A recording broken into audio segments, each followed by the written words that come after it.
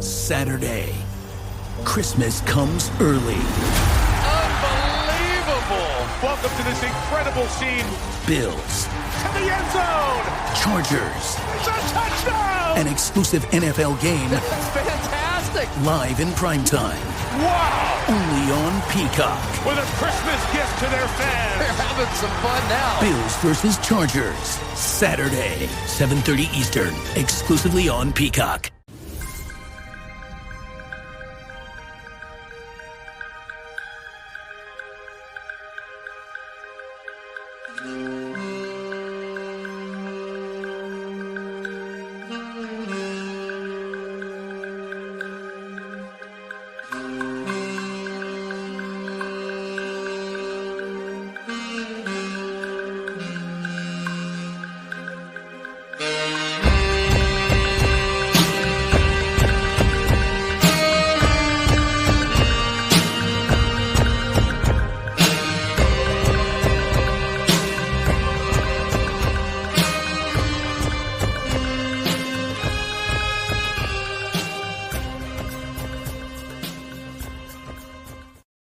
Hello again. Welcome back to Pod Mavericks. What is the name of the show here? It is Mavs Party. I am Kirk Henderson. I'm editor-in-chief over at MavsMoneyball.com. You are hanging out with me. It's 11:30 on December 16th.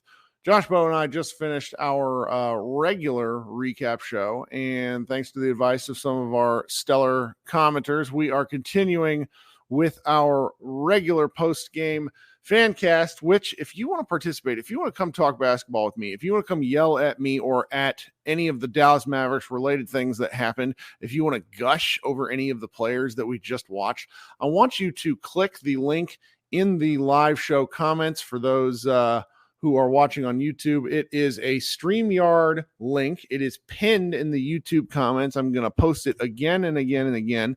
We'll see if we can get some people to hang out in here and come up and tell me what they thought about tonight's game or think about any of the things Josh and I just talked about, or talk, kind of in the basketball world in general, since this game wasn't exactly the best game that we've seen. Though the Mavericks are 16-9, 7 games above 500 after 25 games is pretty ridiculous to me. The Mavericks at the moment, where are we sitting in the standings now that things are a little more settled on the evening?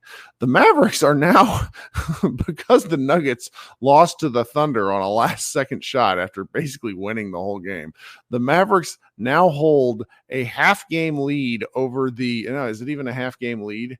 No, they basically hold a winning percentage lead over the Denver Nuggets. They're third in the West with that 16-9 record, which is absolutely hilarious to me. So we'll see what's going on with that.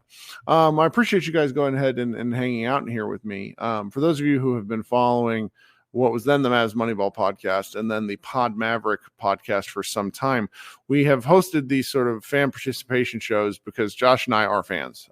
Josh is much more of an actual media member than I am, but I used to run these shows on, what was it? It's like Locker Room at first. There were these apps through your iPhone and through your Android that you could access without actually having to look at anyone. And now, because it involves having to join a video show, we get a little bit less, fewer people that want to come up and talk basketball with me. At the moment, I'm not really seeing anybody join. So if that's the case, what I'll end up doing is I'll end up closing this show here and just talk to myself for a few minutes, which is nowhere near as embarrassing as you think it might be. And I'll go play some video games or something distinct.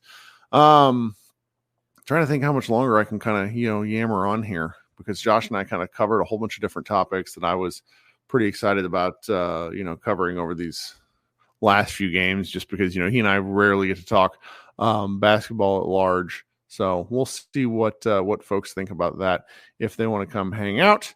Brad in the chat said, "Why J Kidd steal your glasses?" Funny thing, Brad, I actually stole Jason Kidd's style, and I was really waiting for someone to cook me for that, because it's one of those really embarrassing things where I made fun of Jason Kidd for like 2 years. I actually made fun of his glasses, only for when it was time for me to go get glasses. My wife told me that I should get these clear frames because they look good. So I was like, all right, that's fine.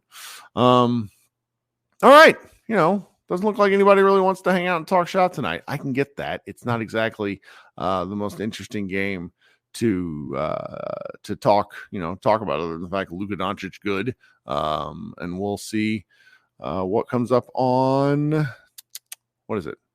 I guess they play the Nuggets. Yeah, we just talked about this. This is how my brain is working. Oh, we have Brian. Brian says he wants to join here in a minute because he wants to. Brian is always a good regular contributor. But if no one wants to talk, it doesn't bother me. I'll just go do something else. Lord knows I do too much of this anyways. My wife came down during the other show twice with the baby and was made the point of like hand waving, being like, it's not a big deal. You don't need to wrap up the show. But she came down twice. So I feel very strongly that she did, in fact, want me to wrap up the show. So we'll see what's going on here. Man, this is just so funny. If they would have held on to actually defeat the Thunder in that crazy 30-point comeback, the Mavericks would be the second team in the West. It's just nuts. That's the kind of game that it's been. Man. All right, Brian's joined here, so we're going to bring him up. We'll talk a little shop. Then for anybody, again, there's the StreamYard link. I'll post it one more time. It's pinned in the YouTube comments. You can come hang out with me. Tell me what you think. But Brian, welcome back to the show. What's up, dude? Brother, thanks for having me. Man, I'm not going to lie. I didn't get to see a whole lot of this game. I watched it for the most part through Twitter just because I was kind of out, and then I got back some friends and I was checking in on the game and I just realized that my mic was muted for a second. That was me. I pressed the wrong person to mute. I was going to cough and then I muted you instead of me. Okay. Wait, did I get in on it? Are you familiar with the show The Rights to Ricky Sanchez? A little bit, yes. It's a 76ers show. It's one of the older fan podcasts. And they are so big now that they have their own producer for these shows that basically sits and does all the stuff that I do during it. And I'm friends with their show host. He was telling me about it because I was just been asking him some questions. I was like, how do you do these things? He's like, I don't do any of this shit. So-and-so does this stuff in the background. I'm like, fuck. So anyway, sorry to interrupt you. Go ahead. No, you're good. I think Fat Bullock is definitely going to stick with Grant until he learns how to, be productive when his shot isn't falling. Because, dude, when his threes are not going, it is ugly out there. Because everybody on the other team is like, oh, yeah, he's 6'4". I'm shooting right over him. Like, Jeremy Grant destroyed him in that first quarter. My goodness. It was really, really bad. By the way, Jeremy Grant, we saw you. Great audition. We saw you. We'll be circling back. You didn't hear me. I knew you weren't in here. I basically was like, I don't want that dude. Oh man, look, stinky cheese. Can I hear your reasoning again? Because I get it. I think I know. I think at one point in time, before he decided to chase money, which I respect. Let me be clear here. That man has made generational wealth for his family. Before he decided generational wealth was more important than winning, I think he could have been a very good role player with specific teams. Now I think he has learned habits that are impossible to unlearn. He scores 23 points on 43% shooting. That sucks. Yeah. He's a highly inefficient player. And I think the argument can be made, what the Mavericks don't need offense. They need defense. And they're not going to get defense from that guy. I think the Mavericks are a bit in need of offense because if you're checking and you're following the trends of where our offensive rating has landed, over the course of the last couple of weeks, compared to everybody else in the league, whereas the first few weeks when Grant was hitting all those shots, we were like 1, we were 2, we were 3. The last few weeks, since Grant hasn't been shooting that well, Timmy has started to have some games over the last 7 games where he's struggling. It's looking more like 9th and 12th and 13th, and the level of offense where maybe you do actually need to be kind of good on defense for this to work. Whereas if you add another dude that can just the things we'd be asking him to do if he were to come here are not the things that terrible Detroit team and this terrible Portland team are asking him to do. Is hit open corner jumpers, hit open above the break jumpers, and when Luka gets you the ball wide open or gets you the ball with a completely bent defense, slash and go dunk on somebody. And I'm still pretty confident he can do all of those things. If you just slide him in to where Derrick Jones Jr. is, except Actually, no, I'd say slide him into where Grant is, really, because Derrick Jones Jr. will probably still be the starting three, him or Exum. And you just have him, hey, sit open on the right side, either the right corner or the right wing. It doesn't matter where. You're likely getting an open shot, no matter, which side you or which spot you sit in. And if not, creep along the baseline, and I guarantee you will get an open dunk because Derek Lively and Luka are just good at finding guys out of the pick and roll. And I think he could do that. I think the defense is what it is. It's just like you got to look at him like he is 6'8" Tim Hardaway, except because he's 6'8", the defense is kind of just like inherently going to be better, and he's not like lost on defense all the time the way that Tim is. So just by virtue of size and court awareness, the defense gets a bit better just from that. But yeah, he's essentially playing that same role. He's just someone that I think could create off the dribble a little bit better. Well, hell, maybe not, because Tim's been pretty good at that too this year, surprisingly. Which is except weird. for in the games Tim was trending down on twos. I mean, number one, this is like, it must be clear we just got to say this out loud. We're talking about this in small part because the game wasn't that interesting. Second, because I think the Mavericks fans are very much going to want this guy. And then third, it must be stated very clearly, I think he makes so much money that I don't think you can actually trade for him. It would be extremely difficult to put together a trade package for a guy who makes, I mean, he's averaging what? So 5 for 106. So it's like $32 million a year, something like that. Well, so it escalates. The first year, I think it ends at like 36, something like that. The first year, this year, I think right now it's like at 27, something like that. Mm-hmm. It's actually pretty doable. We could trade, and I know because I've done it in Fanspo many times. We could trade for him right now without much trouble, and it would literally just be Tim, Josh, maybe throw in a pick if you think that they're going to play hardball and want that, or Josh, Holmes, and whatever other extra salary you want to set. I don't know. Like it could be done. But I get it. It's not like he's the only guy that's out there, right? So, like, we were talking I was talking on the timeline with some guys about, like, man, did you see that game that Patrick Williams had? Like, imagine if we just had that. Yeah.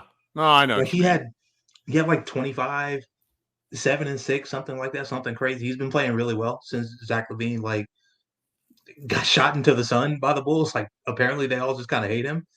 But horrendous vibes guy, which is, and that's the second team that's happened to him too. That's got that. It is really, and it doesn't even sound like there's like any actual hate. It's just like, can this guy go away? It was just so frustrating playing with him. And like, he goes, and you look at what Kobe White's been doing all season, really, but especially in the last like 10 games, they don't miss him. They don't need him.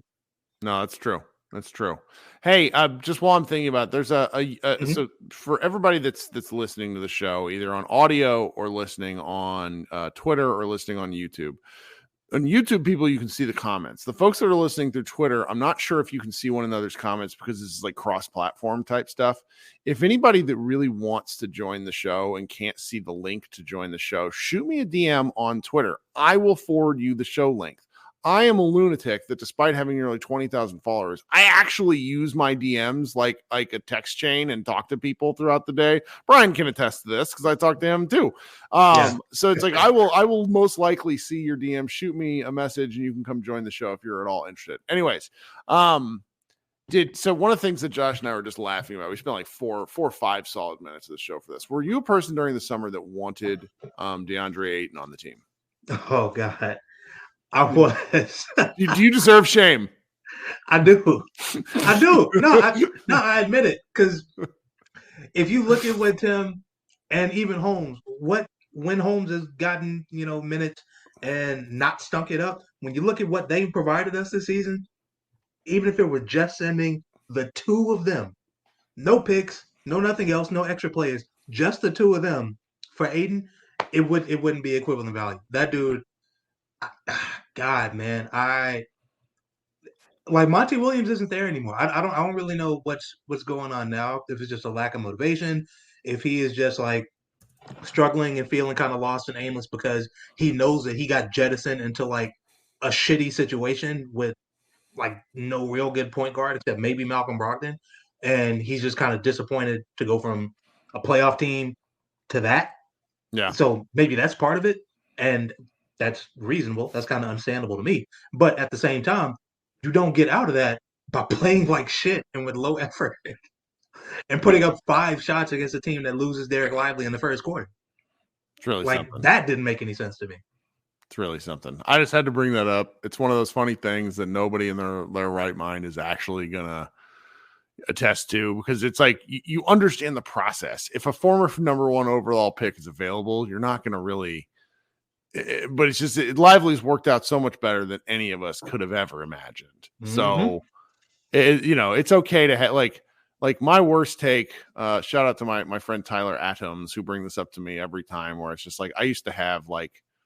It's like midway through it's probably second or third year Jalen stuff, where I'd just be like, get this guy off my team. I can't handle these 15-foot bricks. And then the dude, then our man last night for the Knicks goes and scores 50 points and hits 9 of 9 from 3. 9 of 9 from 3. Yeah. So it's just, the point is, nobody is absolved from bad takes. We all have bad takes. It's mostly fun to laugh about. Like, it's like our non-friend of the program, Yoda, like had if you only have bad takes, then you get cooked. Okay. Like, yeah. If your job is professional bad takesman, then you're going to get made fun of. I'm sorry. That's part of it. But otherwise it just kind of comes with it from time to time, Yeah. And I'm still a proponent of like secondary draft guys. Like, I mean, look at what happened for Aaron Gordon. Sure. Oh my God. I just saw this comment put up. I want you to talk about this one. Finish your thought there, and then we're going to address Maura's comment. This is a great comment. Yes, please. Okay. Yeah. No, look at how Aaron Gordon has worked out for the Nuggets, man. I could probably pull up some more guys. Like, I mean, before Lonzo got hurt, well, hell, I guess Lonzo would count. Like, if you look at what he was doing in New Orleans after leaving LA, he's another guy, secondary draft, like a really high value lottery pick. You move him to another team, and suddenly he starts to find his foot and find his way. Then he goes to Chicago, and he looked like he was going to be something really outstanding, like not an all-star or anything, but a real linchpin to a team that was winning games that mattered, right? And like actually getting Zach LaVine to play like basketball that actually kind of mattered and give effort on defense. And then Lonzo went down, and the whole ship kind of sank, and they doubled down on it, and it all went bad. But I still love taking chances on those kinds of guys. That's why I wish we had tried to get in on Pat Will while that value was low early in the season, because now it's not. I don't know that dude. That anybody that's like, I want $20 million a year, despite the fact that you score like negative points and just sort of wave from the bench. Like, I don't want that attitude on my team. Like, there's a pecking order to every basketball team. It's why I didn't want Draymond Green. You only get one asshole on the team, and our asshole happens to also be our superstar. And so it's like I know you got to go get your money. You got to do what's best for you. But then there's just a team building component of it. And the Mavericks are a team on the rise. They have 2 alphas. They have 2 top tier guys. One of them's an older guy that can't do what he wanted to do like he used to every night, and that's just fine. They got the young guy that's capable of doing whatever. So from a team building standpoint, it's just I don't want that energy. And that's an important thing to me. It's honestly why I didn't want Kyrie last year. I didn't want his mess. And I think that was a fair position to take. The fact that he's been amazing is important to that discussion now, but it's just you look at what happens with guys over time. And so it's for some of these guys, the risk, it's just if the Mavericks were a less good team, or rather if Luka were less good, I think it'd be more fun. And so that's where some of these things keep kind of popping up. All right, I think we have to address this amazing question by Mara from a while ago. Awesome. Please. Who would you pick, DeAndre Ayton or Christian Wood? I'm Christian Wood, man. I was just gonna say, if we're factoring in the money that they're making as well, like what I don't even think I'd factor in money. I just think I purely do Christian Wood. He is, when he was with the Mavericks, he was nothing. I think there's some behind the scenes stuff, but in front of the cameras and to the media paired with his play, he was nothing but professional, and he tried hard. He just wasn't great. Versus Christian Wood never gave a quote like, "I'm dominating." Like that shit hurt me too. I'm too old for this sort of talk. And so it's just that hurt. I will never live that one down. And so it's like on that alone, give me Wood. Yeah, the nickname is terrible. The Phoenix Suns folk, they helped him coin it, and of course they did. Master Baton. fucking bum. Yeah. So there's that, right? And yeah, I feel like I would probably go with Christian Wood too, because at least with Christian Wood, for the most part what you're gonna get night to Yes. night. Mhm. And he's kinda on a 10 program where, okay, very early on if his shot is falling and if he can play, or if his shot is not falling and he's starting to pout, and you just need to kind of yank him and reel him in and either Yeah. go back to him later or just say, hey, this isn't your night. We'll try again next game. With Aiden, you don't know what you're getting night to night. And I was a guy who was defending him a bit in the summer because like he had major issues with his coach, I would with have his liked to have point seen it guard. too. Yeah, that's where it's just like with this team, you had a chance to do something, put up a bunch of meaningless points and lose. And if you can't put up meaningless points and stats, well, see, that's the hard part. That's the hard. This is a great question, though. I'm really delighted on this. I'm going to be thinking about this for a while. I'm going to ask other people in my life this question. I'm going to erase it from my memory 5 seconds from now. Hey, we're a third of the way. We're a third of the way through the season. All right. Well, you got anything else for us? Thank you for taking time out of your day to talk to me. Of course, dude. I just meant we're 23. 25. No, we're 25 now. Yeah, we're 25 games into the season, and we don't have double-digit losses yet. Look, man. Say what you want. You know, Jason team Kidd, coach of the health, year. Jason Kidd, issues that you may have. Nico, oh, he did this, oh, he did that, oh, blah blah blah. Brunson just had a good game. Oh, Nico Brunson. How could you? We're 16-9, and nobody saw this coming. Many people within the organization and the fan base did not see this coming. So, man, enjoy this while we got it, because y'all know how fast it can end. Yeah. Well, thank you so much for joining, man. We'll talk soon. Of course, brother. Peace. All right. Coming up next is Brandon. Brandon, man, thank you for joining this show. I know you normally join the other one, but I'm going to be doing these two shows together, and then I'll just break it up by some video. So what's going on tonight? Kirk, I'm good. Glad you came on, man. How you doing, bro? Okay. It's almost midnight, and I'm not exhausted. I don't know how, but we'll see. So you're getting used to being up late with baby. That's right. But it's like the sleep deprivation. My wife let me sleep last night because she was out of town for 3 or 4 days in a row. She let me sleep all night, and I feel like a new man. It's weird. Yeah, sometimes those power naps and that quick sleep helps a lot. Man, but you know what, Kirk? I was thinking, man, about Tim Hardaway Jr. And I made a comment in the thread earlier. I was thinking, man, I was looking at him and Jet's numbers, and I remember a time when Jet was playing well and people were talking about him getting 6-man and most improved player. And I kind of feel that way about, maybe Tim this year, because not only is he, being good as a 6-man, but, just his improvement over a while with, being consistent through these few games. If, he could keep this consistency, then, someone could make an argument about him, being a candidate for both, accolades. That's just kind of my take on it. I think it's fun. Kid certainly thinks he's up for one for 6 man of the year. He talked about that in the pregame. This is nice. It's nice to have this much positive stuff to talk about. It really is.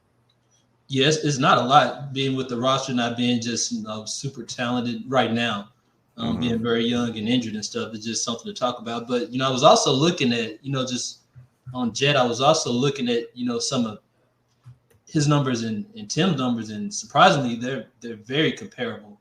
Field goal percentage, rebounds, assists, and that's just continuously throughout different seasons. They both really shot around the same amount, rebound amount, the same amount, minutes, assists. Just thinking of it objectively, they have different styles, but when you look at Tim make these shots and kind of look at, think back on Jet, how, there were times when he struggled, then people maybe could see the comparison, but looking at the numbers, like they say, numbers don't lie, and it's just surprisingly how comparable their stats are. I love it. Yeah.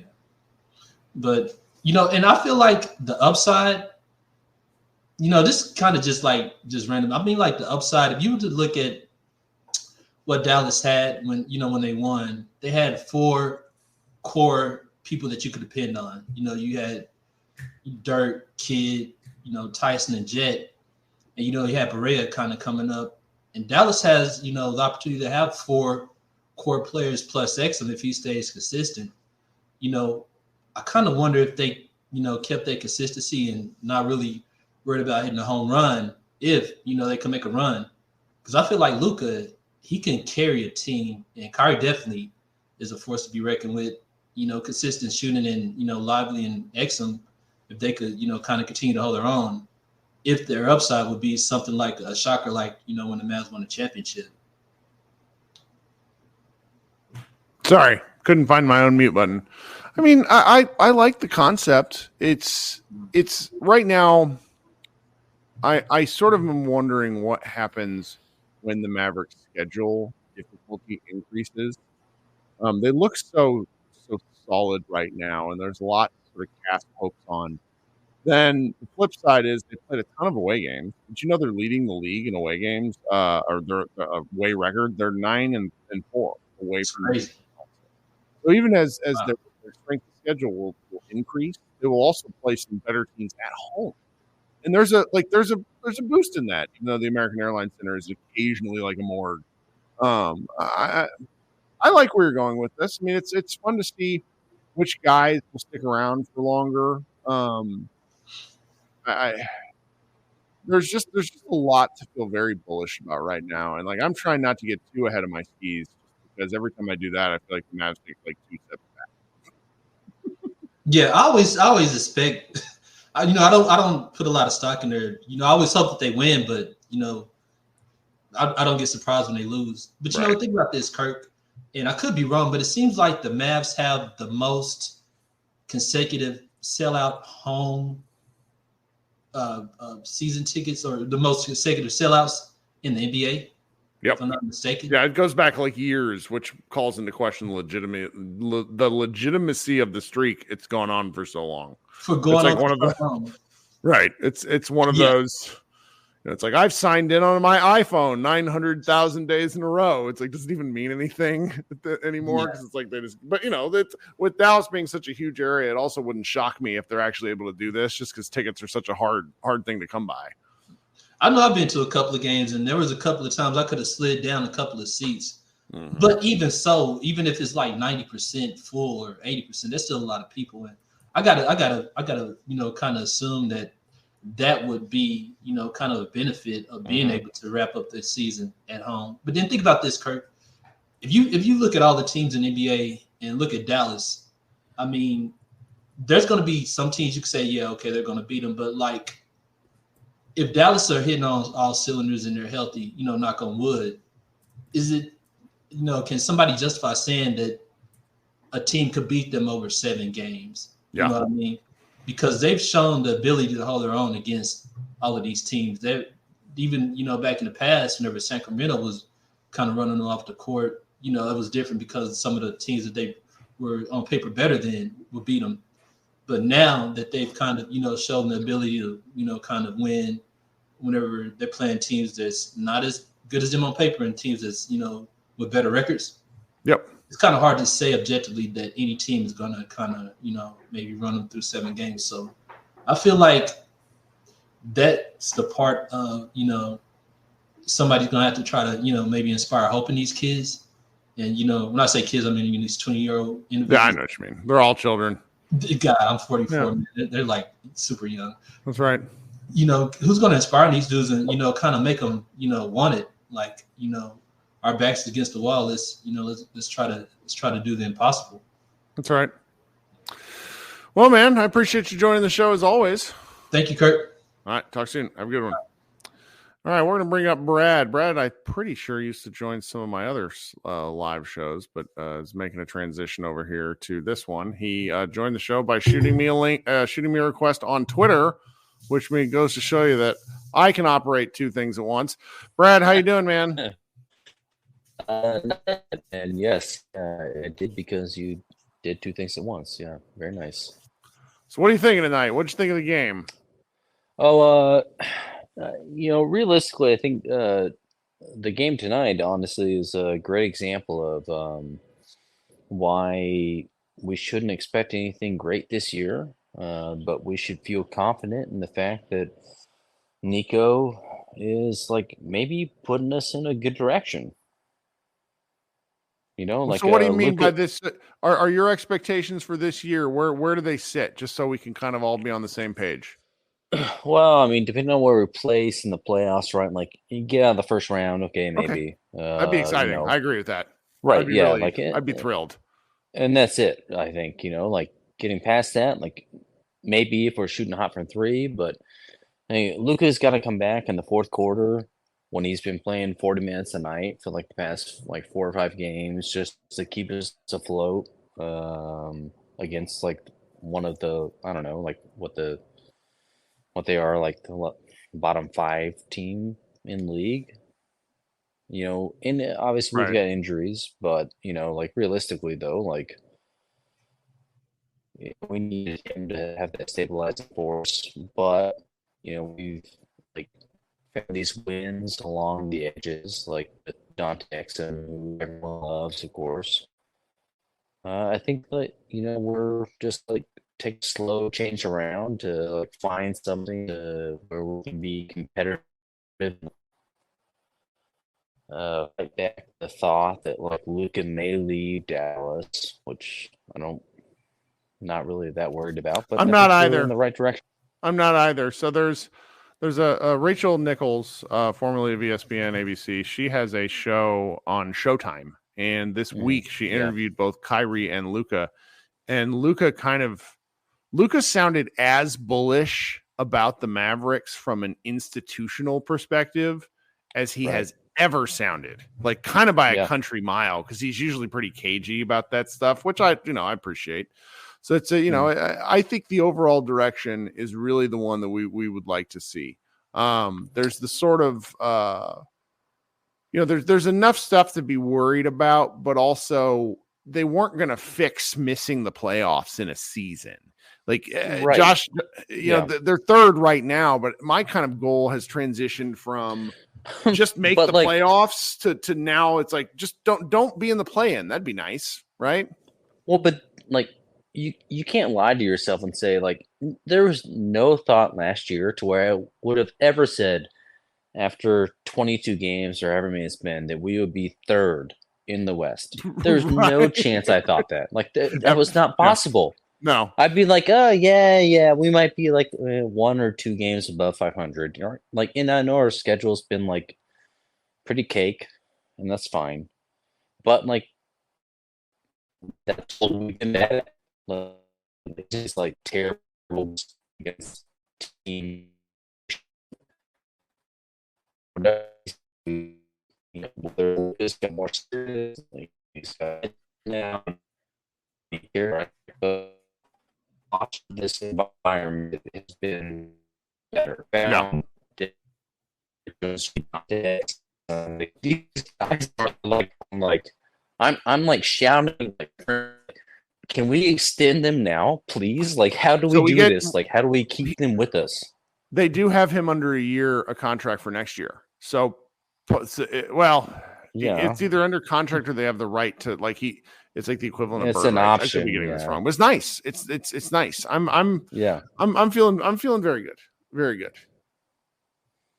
Yeah, I'm just saying but I think the subtle things to saying like, oh, like I don't remember the last time like this, like sure, like we found Tyson Chandler like when he was like oh, this is a great player off injury.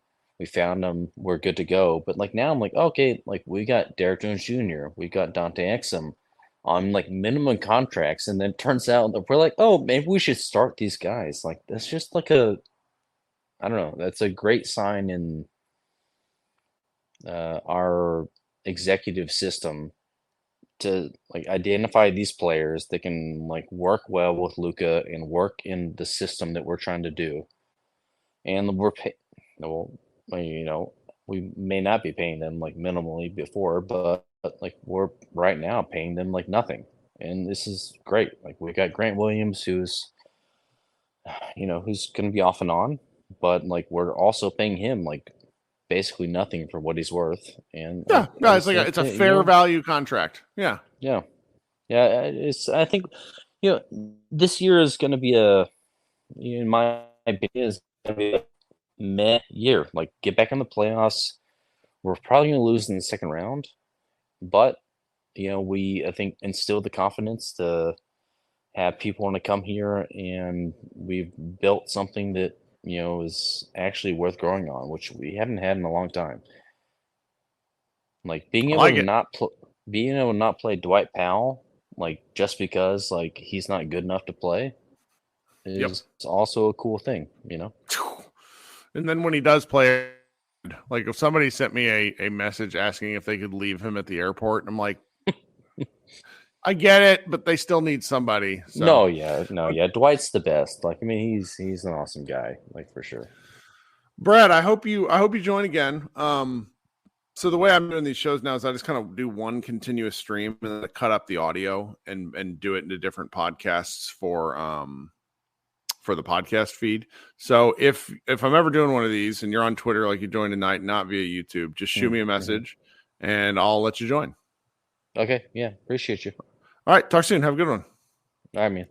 All right. So we're going to be waiting for Krishna. We did have somebody briefly join the show with the handle of Mao Zedong. So I don't think that's an interesting name to see in the handle below. But we had a question while we're waiting for Krishna to return back to his computer. This is a good question from Kent. Kent says, who is in Europe now that could be another steal like Exum? So I don't have an answer for this, but I did want to bring it up in the sense of I tend to view the NBA. So I think the NBA is the best basketball league in the world. I don't really think there's a lot of that's a hot take. But I do think that when it comes to the best players in the world, let's just roughly go with that the NBA has every roster team has 15 guys plus I want to say up to 3 guys that you can have. So it's 16 guys times 30 teams. And that's 16 times 30. It's 480 dudes. I would say the NBA roughly has 250 to 350 of the best basketball players alive in their league in any given moment. That leaves a lot of amazing players around the world who could join that choose not to for a variety of reasons. Oftentimes that has to deal with money, role, life situation, etc. You don't want to uproot your whole family. Like a guy that I always reference is my former high school teammate, Marcelino Huertas. He is still playing basketball overseas. Who's he playing for? But he played 1 year with the Lakers, and he probably could have come to multiple teams over the course of his European career. I mean, he's 41 now. He's still playing, but when he was in his late 20s and early 30s, he could have played. I'm convinced. He played 1 year in the NBA, and then I think he went back. But it's just there's guys that can do this, that pop in and they're able to serve roles. I mean, it's the size, the defense, and the speed. I think is sometimes a little bit of a concern, but like the strength of a lot of the guys that are playing overseas is really high. There's a lot of unbelievable basketball players. Like 17 down there in the chat says Eddie Tavares is the guy that's out there. He's a 7'3" guy, plays for Real Madrid. He's just a monster of a human. There's a lot of options out there, and it's finding the guys that are willing to do what a guy like Exum is willing to do, which was take a low rent contract and a chance to prove himself because he's still a young man. I mean, I don't know this, but I don't see why Exum couldn't have continued to make good money in Europe, but he wanted to come back to the NBA. So that's got to be the key thing. All right. So last is Krishna, unless anybody else taps in. What's going on, dude? Kirk, how are you? Okay. Good. I have a gift for everyone in the chat. You and Josh were talking about it. It's this massive L. It's a massive big L. Take the L. Oh my God. L for loser and lively. Oh my goodness. Look, I get it. Everyone was up in roar in the summer after the rumored. It was Tim, Rashawn Holmes, and like a first or something. And I was like, okay, I get it, right? It seemed like a good trade, but I was not devastated with it. Man, I feel good. I just felt good. I just had to get that out there because, I'm also not one to, try to dump on people. I don't like it. But you know what? When you're right, you're right. I feel good. I feel good being on the lively It's not even a train anymore. We're calling it an airplane because it's just flying everywhere. It's zooming. It's a fighter jet, you know. But all that aside, I think kind of everything about the game has been mentioned. I think it's just weird. It feels a little different from last season, even if the injuries are kind of devastating at this point. They've kind of piled up, but it feels like last season the team won, I don't think was good enough to even get this win, which is sad to say, but is kind of a reality. And two, the effort is just there. And all of it really starts with Luka. Like Luka, clearly he took the last season to heart in a way that I think every superstar has that moment. And good. I'm happy for him. I'm happy that, you know, he's not necessarily hurt. Like you never want to see, obviously, your best player in that kind of frustration, but it feels like he took it to heart and has taken this season pretty seriously, which is awesome for the team and for himself. Hopefully it gets him more positive recognition than he's already got, but you know, he could always get more. And I think it's helped the team, right? I think when you see your best player be that good consistently day in and day out, or at least give the best effort, it feels like everyone else is trying. And sometimes it didn't feel like that last season. It felt like sometimes he was his own worst enemy. And I think I can't think of too many moments this season where he said that. I think I can think of one game, but it feels like that's happened less and less so far, which is why I feel pretty positive about it, even if this is a very tough stretch. But I also look at it positively because this team is going to get healthier and more chemistry is going to build. And, you know, I get it. I get all the trade scenarios. I get the improvement in the team. But to me, it's like a philosophical question of team building, which is, you know, how do you view this team? Do you view this team as a contender right now? Do you view this team as not even close to being a contender, on the brink? And I think all of those kinds of questions bring up what you want to do with this team. To me, I view them kind of in the middle. I think they could be a contender, but I think part of being a contender for them would be a lot of cards, you know, falling for them, right? All the right things falling for them. And it's why I'm not super go all in right now. I think it's the one thing I give the front office some credit is they've been at least a little bit more opportunistic than the past front office in, you know, you've talked about it, signing Dante Exum, signing Derek Jones Jr., you know, a draft night trade. When was the last time we ever saw a draft night trade from this team? Not just moving down, but getting back into the draft. You know, all these kinds of things I think are good moves. And it's not to say that they're perfect. Not at all. This front office has easily made some pretty bad mistakes as well. But I think I err on the side of positivity, even if I think this will be a very tough stretch for the team just because of the injuries. But the one thing we've talked about, and I feel like we've been talking about it for now, I can't even remember. The OKC game was like 2-3 weeks ago at this point. It's just effort. There's just been effort in all these games, which is something I don't think we would have said at all last season. I think you're muted. I am muted. I was typing loudly. No worries. I didn't know if you had something to say. No, you're good. This is. I think your soliloquy is actually probably a top-notch place to end this show because I am out of gas and I'm looking forward to this Nuggets game on Monday. I did have a something to pitch out there because it's the very end of the show. Frenemy of the show, Matt Moore, HP Basketball. I just tossed him the question of what would you think of a Luka versus MVP or Embiid like top 2 MVP race? Like that won't happen because Giannis is still too good and Jokic is still Jokic. But he's like, I would love it because the two fan bases would tear each other apart. I honestly think that. I think at some point, like Embiid's playoff record has to like speak for itself at this point. Like Luka, I get it, short career. Luka's playoff record is easily better than Embiid's at this point, right? Like that's not a question. That's like the dude. Embiid has won one playoff series where he has played in all 4 victories. Seriously, He has only played in one series where he was a part of all 4 wins. Yeah. I mean, Luka is easily already a much better playoff performer. Luka's had better series where he's lost than Embiid where he's won. I'll say that. That's easy. That's easy. And I think at some point, I feel like last year really hurt him, even for this season.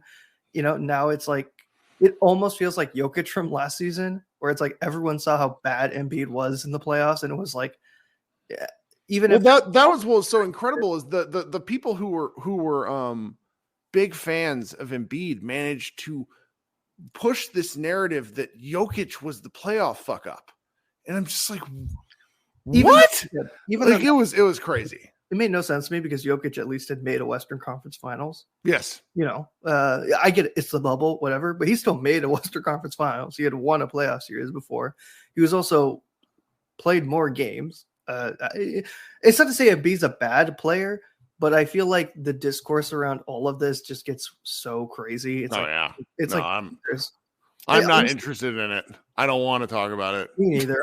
I just like, I think obviously all of this discussion really doesn't matter till like March, where you're after the All-Star break. And I think I put this in the chat. I feel like this discussion, like all of this, like sixth man, rookie stuff, obviously MVP, it's really only going to matter in March. And if the team is still winning and, up there and Luka's still having really good performances, then I think people look back at the stretch and say, oh, like, what are Luka's stats back then? And I don't think that will happen right now.